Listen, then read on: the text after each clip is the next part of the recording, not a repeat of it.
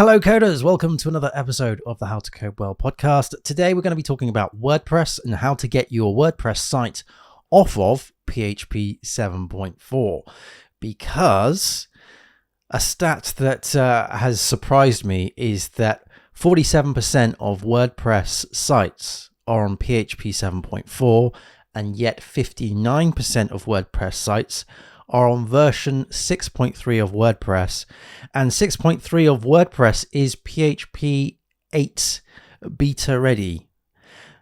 In fact, WordPress was beta ready for PHP 8 way back in WordPress 5.6.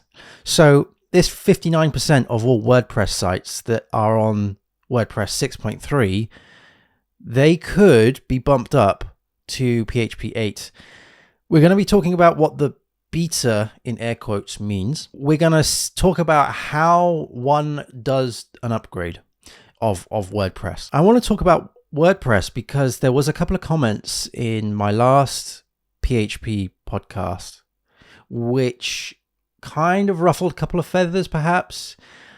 So we'll go through some of the comments first, just the general questions and answers and comments of the previous podcast episodes, and then we'll get into the WordPress stuff. Okay, first of all, Amiga Workbench 720 on the last episode 195, which was what's new in PHP 8.3. Amiga says, you think PHP needs so much object-oriented programming stuff? PHP today is WordPress, and you don't need much or any OOP in WordPress. So you don't need much OOP in WordPress is kind of correct, but I disagree about PHP today is just WordPress. PHP is far more than WordPress. He goes on to say, personally, I want scheduler cron extensions in PHP or anything that is needed in the WordPress world.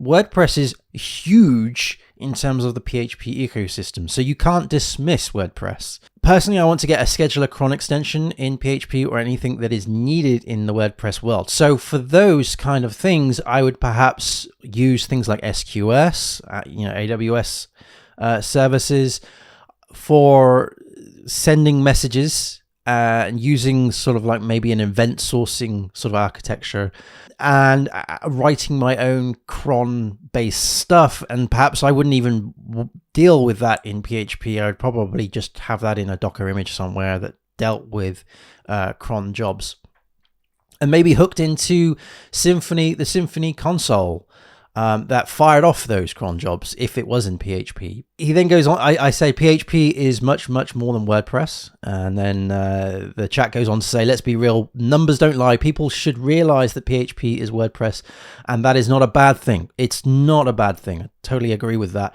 WordPress has done some really great things for the PHP ecosystem. And also, as we'll get into, WordPress is also...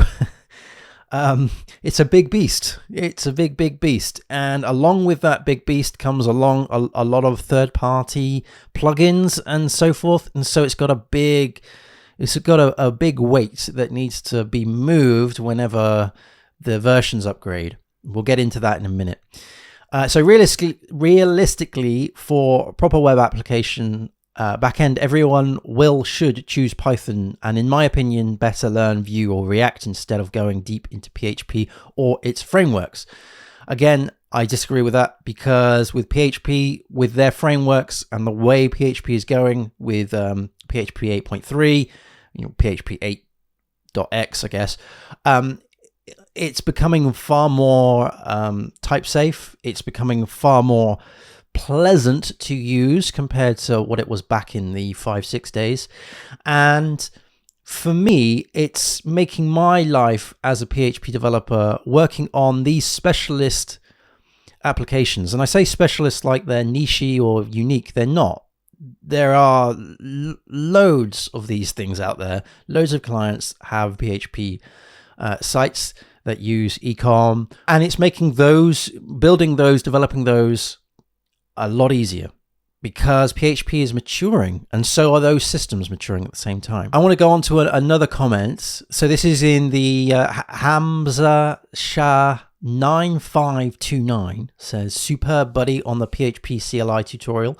That is how to discover PHP features. I'll put links to all of these comments and videos in the show notes below. So thank you very much for that. That was I enjoyed doing that tutorial. So that was a PHP command line tutorial that I did where I was teaching you how to discover PHP features using the PHP command line.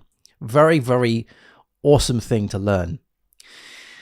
Okay, Ed Weenie 1011 said in my 194 episode, should you still use TypeScript? Says, now when your devs are good, you don't need TypeScript. You have a bunch of bad devs. TypeScript, when you have a bunch of bad devs, TypeScript becomes any script. So I said here, I disagree with this. TypeScript is a tool that both good and bad devs should learn to use. So yeah, I stick by what I just said, but I kind of agree that bad devs would just use any script. But I see that as if you use any, and I guess this is what you're referring to. So if you use the any keyword in TypeScript, then that means that any type can be used for whatever that definition is, right? Which is a bad thing. You may not use TypeScript if that's what you're going to use it for. However, if you put in any and you keep doing that, you then have a metric of how many places you have any. And usually 9 times out of 10, if you can't think of the correct, or if you can't put in the correct type, it kind of alludes to a code smell in your architecture. So having those any keywords in your TypeScript kind of pushes you to clean up your architecture of your code. And it actually shows you those parts of your code that should be cleaned up, right? So actually, not all bad devs use any. Actually, it's good devs use it as a place to identify where things should be tidied up. And what I've seen before is places where they put in any or something like mixed, for example, if you're in PHP land. And if that is a genuine problem, as in if that is the only solution you can put down, then maybe attach that with a comment with a Jira ticket number to it, to say that that is technical debt and you will fix that up at some point. These tools that we use are great for showing us or indicating where these code smells are, and TypeScript is one of those tools. Of course, there are places where the any keyword or the mixed keyword, if you're dealing with PHP, that are genuine, right? So you genuinely need to use those things. But as a PHP developer, you need to be able to justify that. I feel. Why is it mixed? Why is it any? That kind of thing.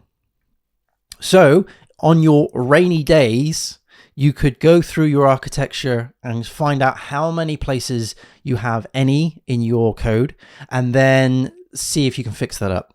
So let's get into WordPress and how you can upgrade your WordPress website from PHP 7.4 to PHP 8 point whatever.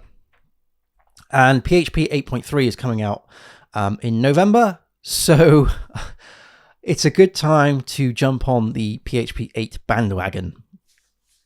So as I mentioned at the start of this show, 47% of WordPress sites are on PHP 7.4.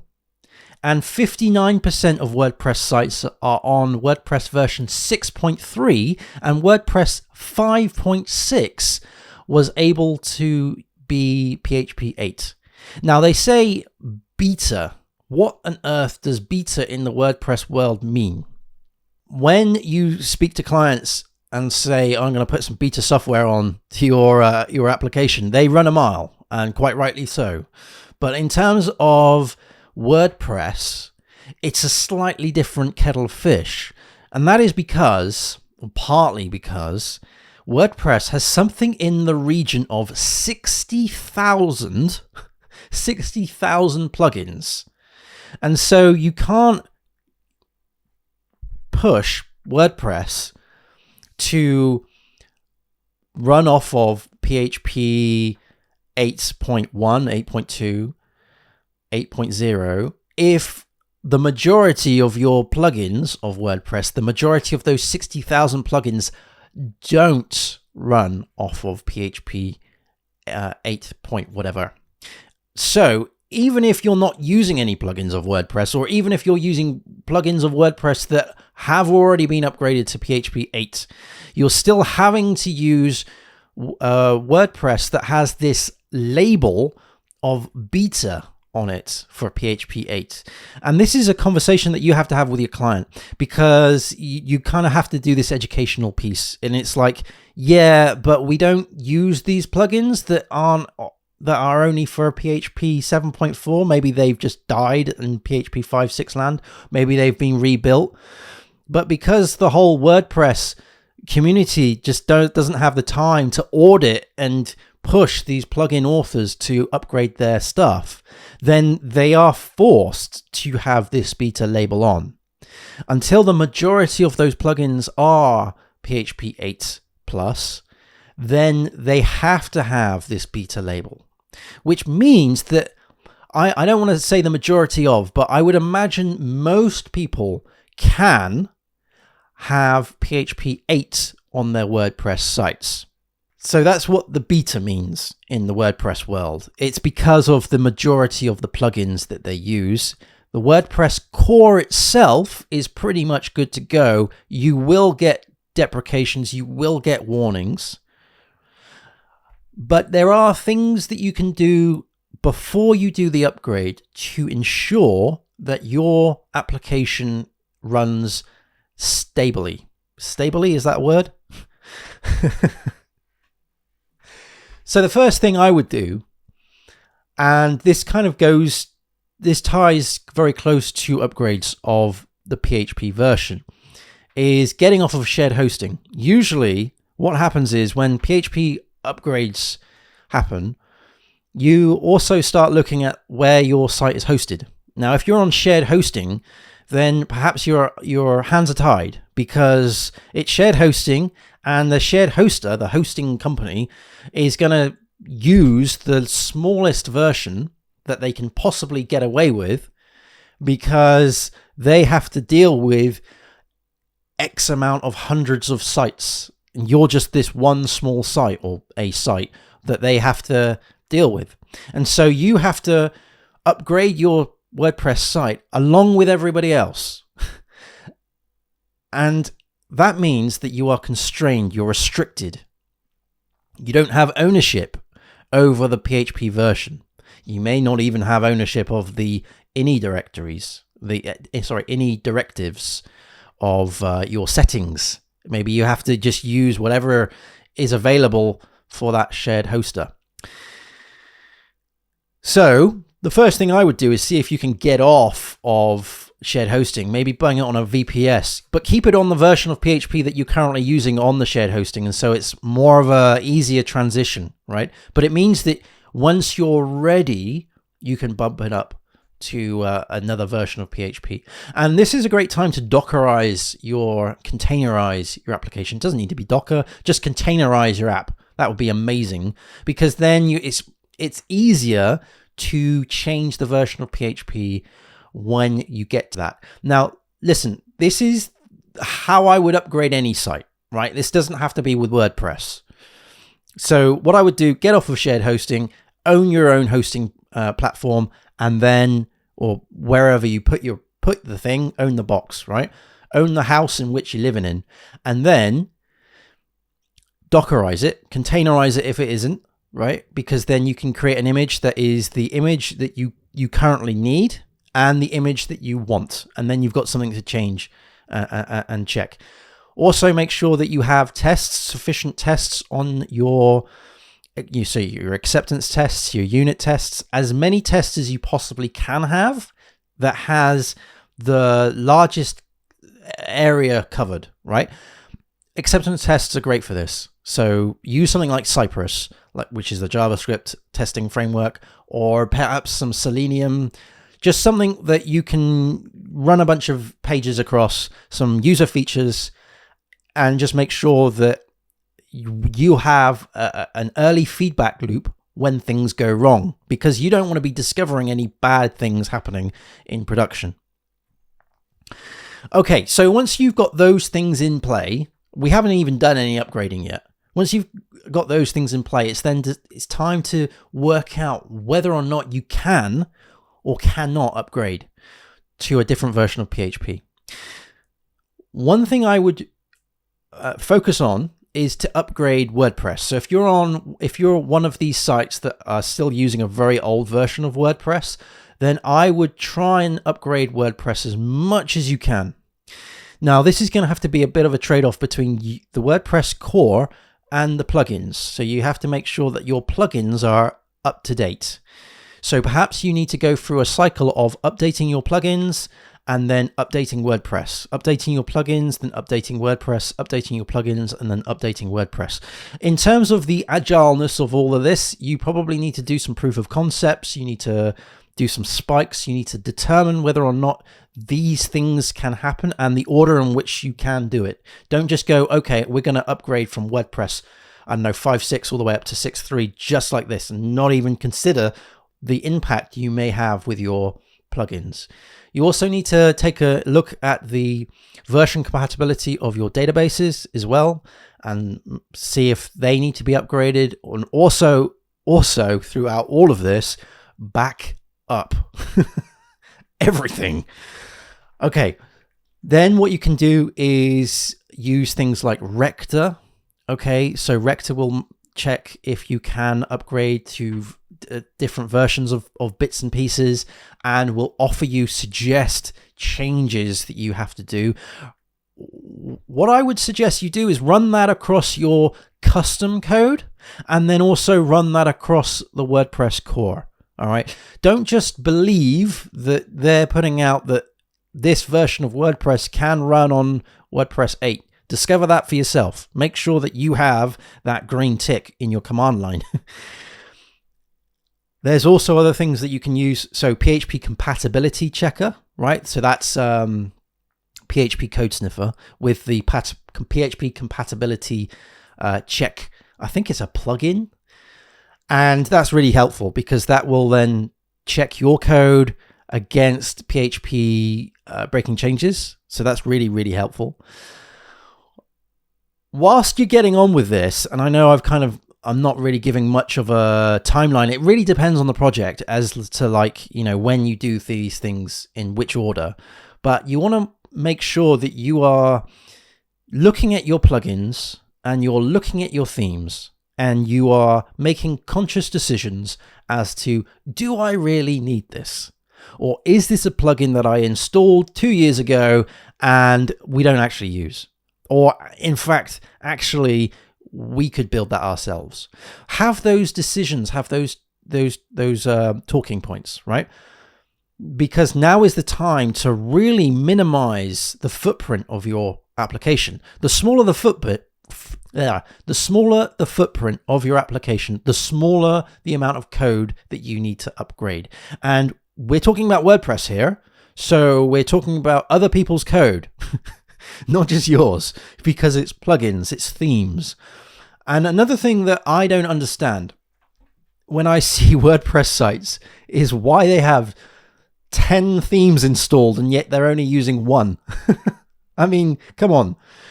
Just remove the themes that you're not using at the current time, right? Now, this may take a long time to do because you're probably listening to this and going, well, Pete, I don't have any tests, right? I don't know what Rector is, and I have no idea what this PHP compatibility tool you're talking about is. And yes, I have all of these themes, but, you know, I change them because of the seasons. Maybe I have a Halloween theme, and then maybe I have a Christmas theme and whatnot. And yeah, all of these plugins that we've got, maybe I do want to use all of this stuff. So you have to, as a developer, you have to really think about the goal here. This is upgrading your stuff. And so you really do need to take into account of all the things that you're upgrading along with you, right? And the the more code that you do not own, the more chances things may break, because you don't have ownership of that. Another thing that I haven't actually got in my notes, but it might be worth doing, is seeing if you can use tools like Composer to actually install your themes and your plugins. Correct me, hopefully, in the comments, but I think it's WP Packagist or something like that. You know, Packagist for Composer packages. There is an equivalent for WordPress themes and plugins. So I would see if you can convert your application to use Composer rather than point and click. You know, see if you can take more ownership over the configuration of your application. So this sounds like a huge amount of work to do, and it is. We're talking a lot of work. And this is one of the challenges as a PHP dev or any other web developer, is the fact that you have to kind of convince your client that this is a good thing. That upgrading the thing and not actually providing any extra benefit or features to the clients and your customers, right? Upgrading is a good thing. Upgrading is something that we have to do. For one, it's a security concern. Okay, so don't be running on PHP 5.6. Try not to be running on 7.4 because that's dead. And then move up to PHP 8 as much as you can. And this is very painful for those that haven't upgraded for a long time. But once you have upgraded, it's then easier to then upgrade again because you've got all of these things in place. Perhaps, for example, you have to do some testing. You have to write some tests. But once you've written those tests, they're there. And perhaps you have to move off of shared hosting to your own private VPS. But once that's done, it's done. Perhaps you have to create your own Docker images for these things. But once that Docker image is built, it's built. So perhaps you have to change your build tools. Perhaps you're going to add in a continual integration pipeline.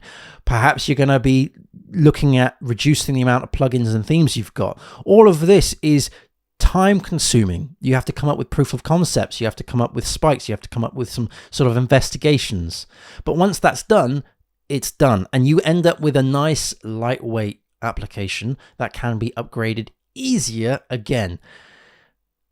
Now, look, you can probably take a lot of this from other frameworks, Laravel, Symfony, all of that stuff, right? This has kind of mutated into something that isn't just WordPress. This is how I would probably upgrade most things. And if you've got any comments, questions, if you've got any ideas, better ideas of how to upgrade WordPress, or if you've got a WordPress upgrade horror story you want to talk about because it's Halloween, then please put that down in the comments section below. Maybe we will have a Halloween episode. Who knows? Anyway, thank you ever so much for listening or watching on the YouTubes. Happy coding, everyone, and I'll see you again next time. Cheers. Bye-bye.